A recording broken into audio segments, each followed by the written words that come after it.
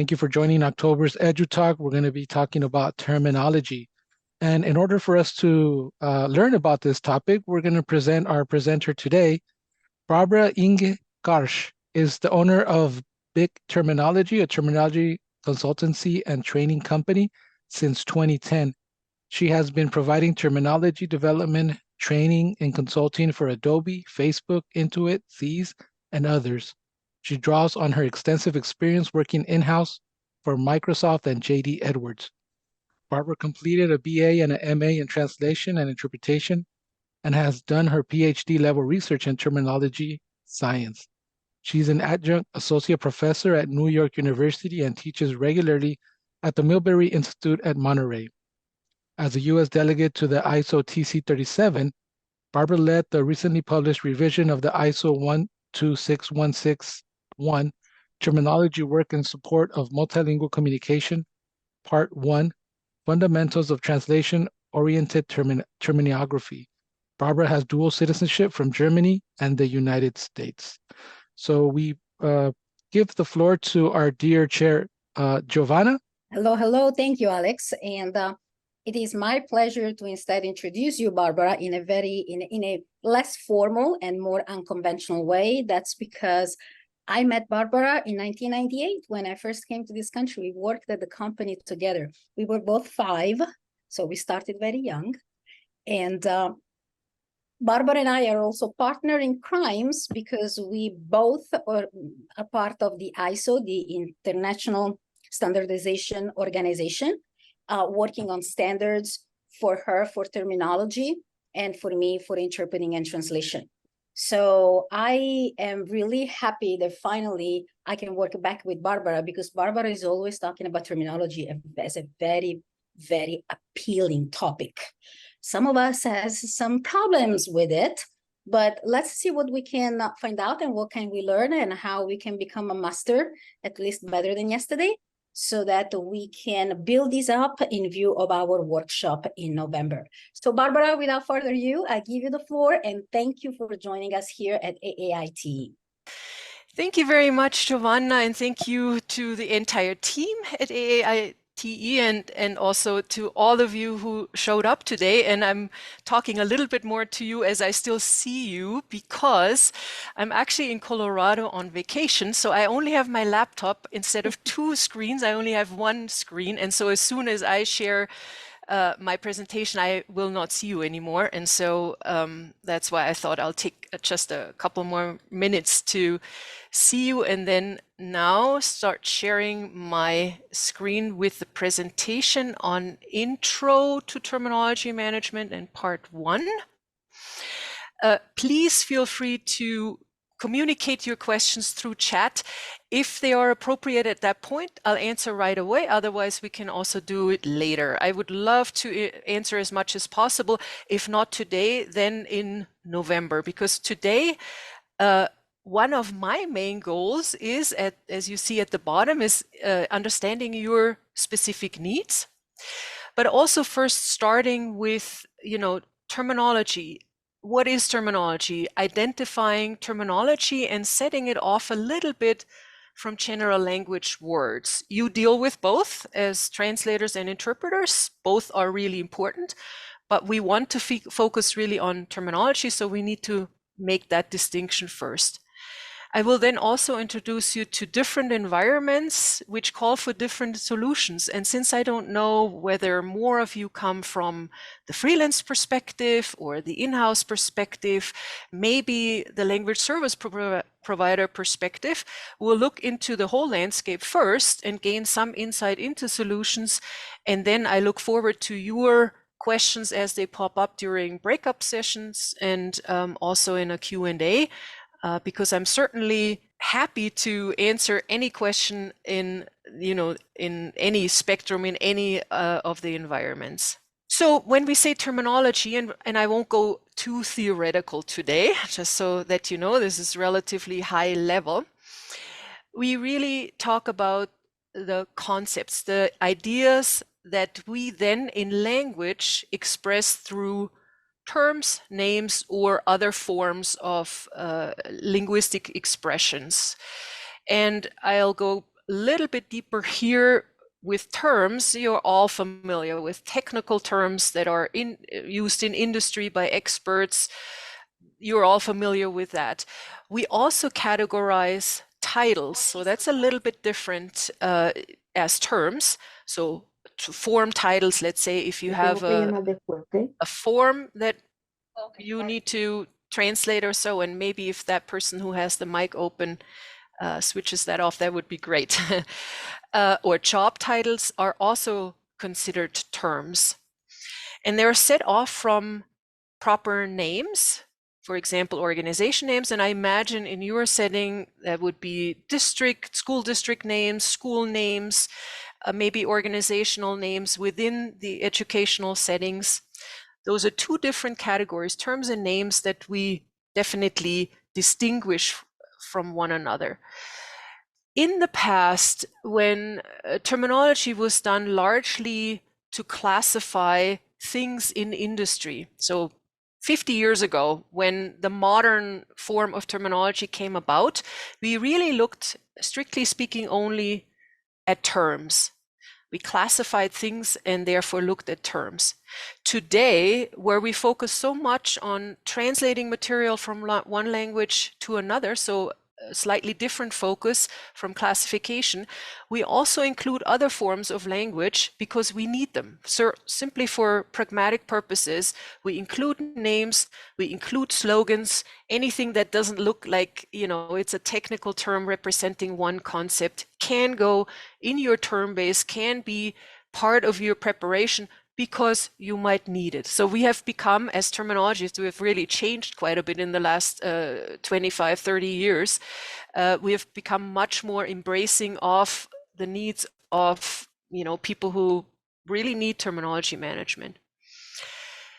So we have terminology, and what we want to do with it is document it in a form that is usable, not just for the moment, ideally, but in the long run. And what we do then is set up an entry that looks roughly what you see there on the right-hand side. I just copied from my own terminology management system, which in this case you see multi-term. I picked that in particular because I thought maybe some of you have Trados, and so you might be familiar with that interface. So we identify the terms and names in our material, we dig deeper and look for the concepts underneath, and then we document it in such entry. That's really one of the most rudimentary processes that we take care of when we say terminology management. Now, of course, let me see whether I can open the chat, because I would love to hear an example of a term, of a proper name, or maybe even of a slogan that you have dealt with in the past and that comes to mind when you see that. So if you don't mind taking maybe 30 seconds or so in the chat, sharing an example from your work. Anything that has given you trouble because maybe it existed in one language and you didn't know what it was in another language. Maybe it represented a really complex concept. The term sight words. All right, Maria, I'm already not familiar with the concept that represents. So I would say, great example. We have Diane with expanded learning opportunities, or ELO, so an abbreviation that goes along with it, and it's a program. So yes, absolutely. It's a great day to be a Raven. All right, I will take your word on it. It sounds like a slogan for maybe a high school football team or something like that. And if we needed that all the time in the other language and there's potential that it would get messed up, then yes, let's put it into our terminology management system or into whatever form of system we use. Now you're really coming in, and I might not read through all of it. Advanced directive, top of the morning. Interesting, Mabel. That's actually an interesting one that could go either way, could be general language, but maybe in your setting, it actually really represents something technical that we need to define and potentially also document. Okay, translating a menu or Speisekarte. Thank you very much, Lisa, for the German right there.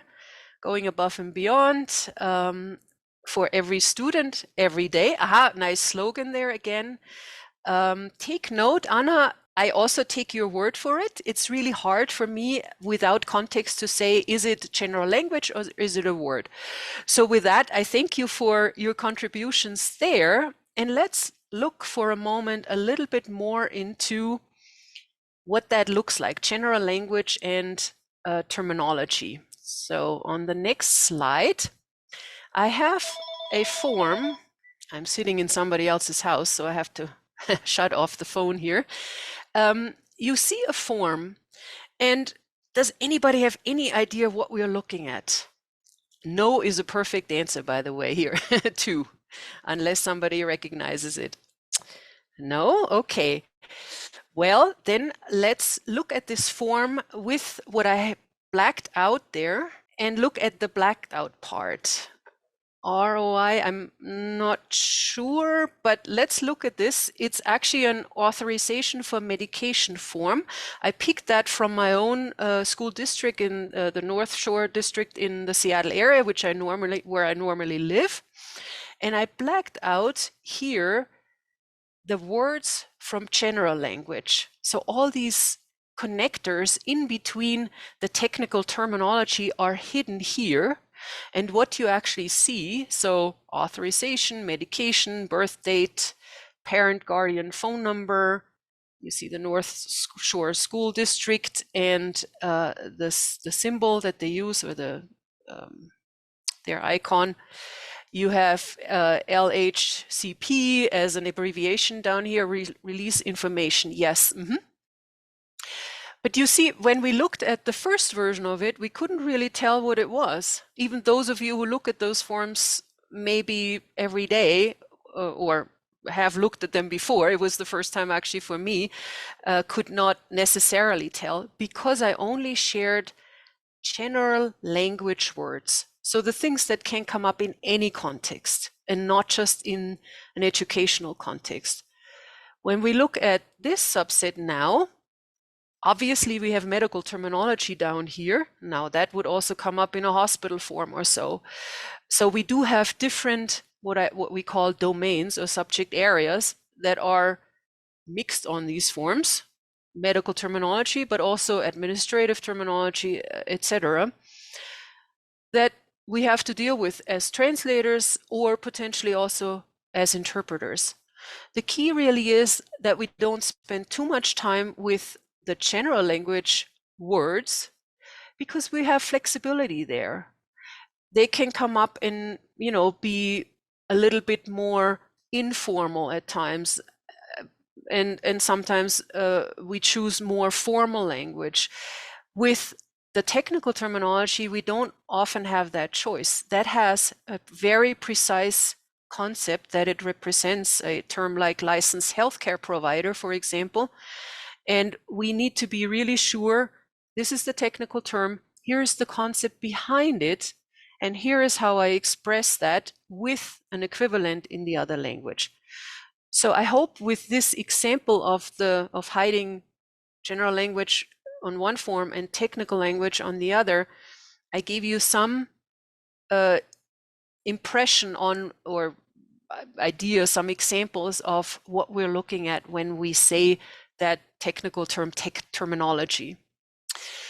Terminology always belongs to a domain or subject area, subject field, and each term would represent a concept.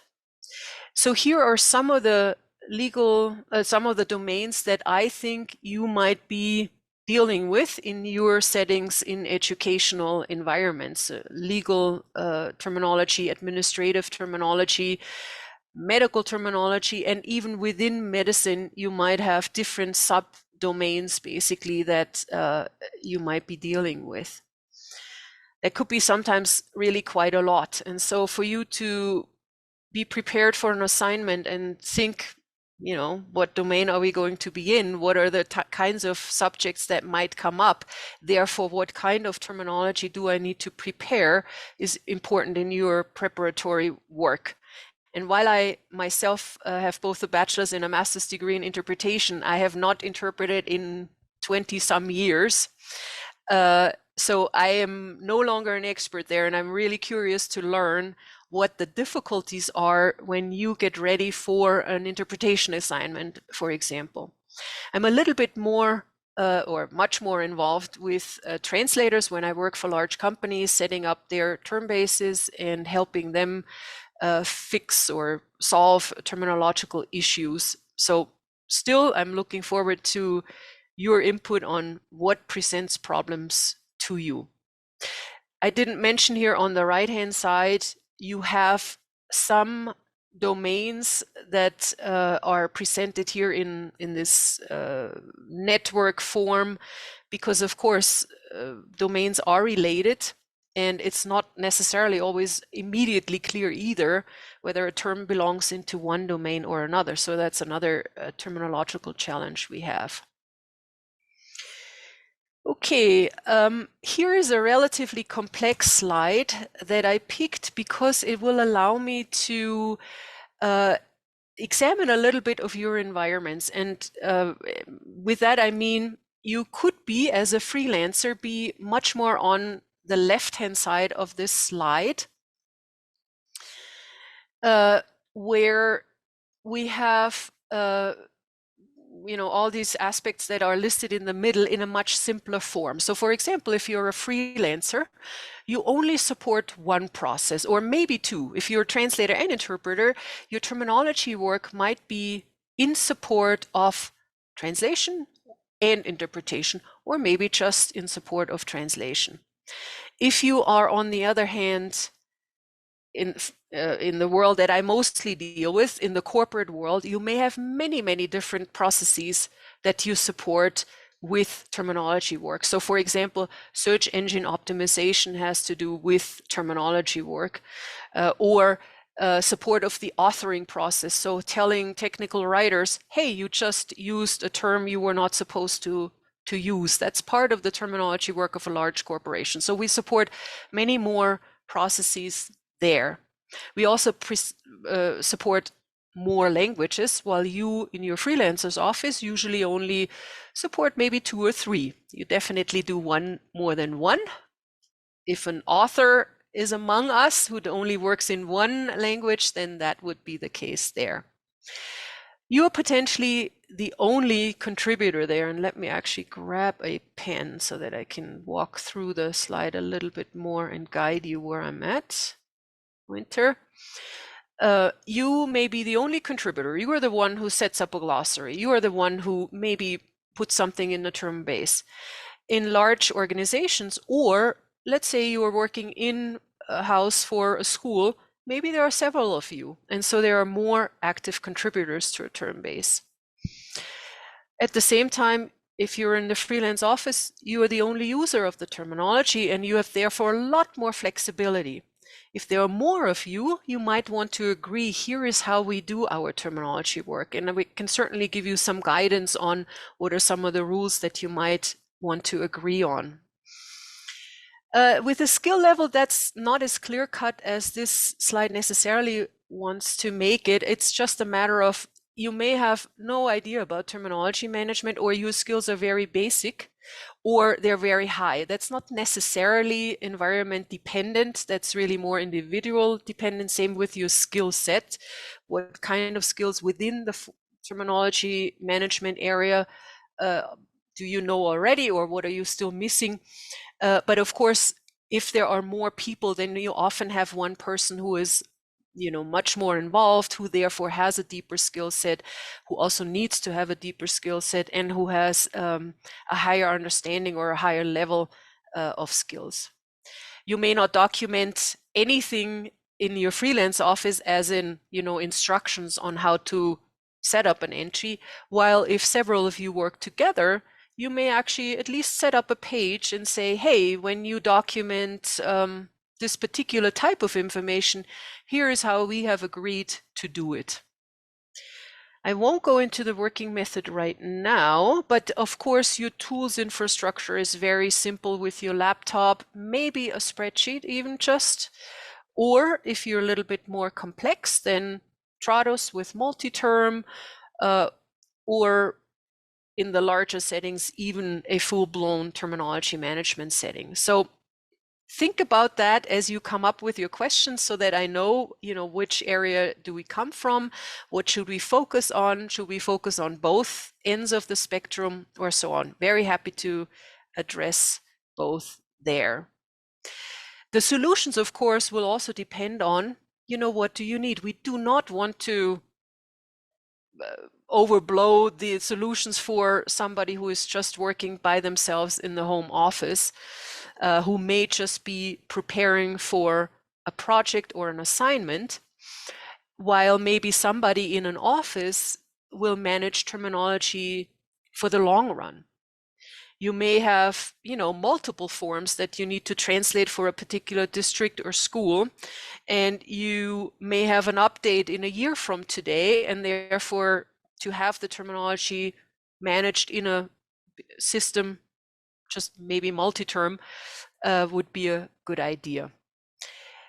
I'm listing here solutions based on a separation between process, tools, and skills, because that will help us find the right solutions, right? The problems occur on the process level, on the tools level, or on the skills level. And so here are just some examples of what these processes would be, and then also what some of these tools could be. As I said, you could have some of my big companies have standalone terminology management systems that then serve many, many other environments, many other tools. They also might have a term extraction tool, and some of you may already have a very good spreadsheet. And if we focus solely on setting up a good spreadsheet, either with questions in the next hour or in November in a follow-up workshop, that will be very fine. I would just want to give you the idea that there are bigger solutions out there. As far as skills goes, obviously we need to be able to identify important terminology. Again, as a freelancer, you have much more freedom there to just pick what you think you need to document. When you're working in a team, you should somewhat agree. When we're working in a large company, we absolutely have to be certain, because we could really be misleading by entering, let's say, words from general language into a terminology. We generally tend to not want to do that. While in your case, as a freelance translator, I'm just taking myself, if I do work on a translation and there is a word that I just cannot spell, I always misspell it. But if I have it in my terminology, I can actually easily just drop it in and just avoid having to mistype and fix it. That's one of the things that my colleagues, the terminologists who are very formal and go with very strict deadlines, would have said in the past. Only terminology goes into our terminology system. Today, we're much more flexible and say, hey, if pragmatically it makes sense to add a general term as a general word as well, go ahead in your freelance office, add it, because it will help you. Nonetheless, what I will work with you is solutions that are according to a standard, because they essentially serve you better in the long run, right? So we are pragmatic where we need to be, but we will look for solutions that fit standards. And there are best practices for terminography, and that's certainly a whole big topic that we can go into. I was going to have you put some check marks in here, but why don't we take maybe a minute to brainstorm, as you hopefully listened to me and thought, oh yes, I have this one big issue. If you don't mind sharing that right here as a first brainstorm, basically, before we do more formal brainstorming in your workout rooms, that would be already great. So share with me what came to mind as you were listening as far as tools go. Like, I really want to learn how to use multi-term, or I really want to do term extraction, the process of term extraction better, or even get started with it. Or the skills, how do I research more efficiently the equivalent in the other language? what are some of these interests that you have or problems that surface so often, if you can put them into quick, succinct messages here. And Mary says, become better at term extraction. Yes, excellent. That's certainly one we can take on. I know that one of my colleagues, Chris Silva, will do a presentation at the A conference if you happen to be in Miami. So I think she'll go into some of the tools there, and we can obviously also see what she does there and then follow up afterwards in November. How to research terms more efficiently, term extraction and term agreement on a team agreement on terms. Ah, that's an excellent one, Diana. I would love to go a little bit into depth on that. If we agree as a team that that's what we want to do. I don't know what is meant by term extraction. I would like to learn more about it. Very briefly, Diana, as we're waiting for others to share, term extraction is the process where you take forms or other text that you were given, for example, as a translator, or maybe even in preparation for an interpretation assignment. You may not always get material beforehand, so I'll take the translation setting. Before you work on a translation, you can run your text through a term extraction engine that identifies for you term candidates. That doesn't mean that they're all terms, but we then go through the list and say, yes, this is an important one, or here the machine messed up. And so to then evaluate what comes out of an extraction process is part of that process, and we can certainly go through that. Giovanna says, if there is any terminology, no pun intended, please state it here. This is our space to learn. Yes. How to find the best equivalent to a term. All right, so I'm going more into the research, and there's certainly, Laura, a process that we follow that's a formal process in terminology research that I'd be happy to introduce you to. If there's any terminology, you said, I'm reading again, Giovanna, and then Leonard, skills, research, more readily be able to access reliable sources for examples of text in the target language. Okay. And Ken, hello. How to coordinate multiple departments, agency extraction review process, including with community partners. And you can see already by your wonderful examples how we definitely have questions that pertain to an individual and the skill set of an individual, but then also the coordination of multiple players there. And we'll find a middle ground and dig deeper into those topics in November. That was all I had as a intro today. I hope this cut almost, well, a little bit more than 15 minutes, I think. Here is one of the sources that I would also like to point you to, because that's the standard I worked on. And it is really for the environment of a freelancer in their home office. How do I set up? What are the fundamentals of terminography in that simpler setting? Okay, with that, handing back to Giovanna. So thank you, Barbara. Thank you. So I am going to kind of give you an intro of what we're going to do now, moving on. So if you're like me, you may have heard from Barbara a lot of things that were difficult to visualize. They were a little bit abstract, right? We have heard this term extraction. It's okay. Now that you go in your breakout rooms, this is the conversation that we want you to have. The last slide that Barbara had was about tools, processes. Barbara, what was the last one? Tools, processes, and skills, right? And you don't have to start from the top. You can definitely start from the bottom. And you know what? You're familiar with the term, with terminology. What do you do for terminology? How do you start? What is your process? Even if you open the dictionary or you look on your phone, that is a process as well.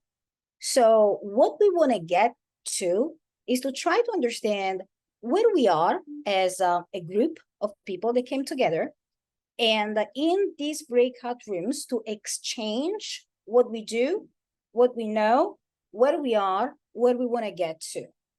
So when we break out in rooms, please select one person that kinds of takes notes as they go, and you can write it right on your side in the chat or on your computer. And when you come back in, you just copy and paste 2, 3, 4 bullet points that really summarize your conversation. I know nothing about terminology. I never know where to start. Good. We want to hear that too. If that comes up in more than 2, 3, 4, 5 groups, it kind of gauge and gives Barbara the ability to start in a certain way, because the reason why we did this Edu-Talk right before the workshop is to give you the floor. Barbara does not want to provide things that you're not going to use. For a lot of us, terminology, for a long time as meant we open the dictionary, we get the word and we make a list, where there are better ways to work with terminology, because the more we tune and hone up on our terminology, the better we interpret and translate, because our time to produce the rendition, whether it's in writing or it's oral, is shortened. So keep this in mind. Don't shy away just because now you have heard that this terminology can be such a massive things, because we are going to bite the elephant one little bit at a time. Thanks for this month's session. Great information. Thank you, Felix. All right. So Alex and Luis, without further ado. Okay, yeah, Luis is getting ready to send everybody to breakout rooms. Okay, we're all set to go.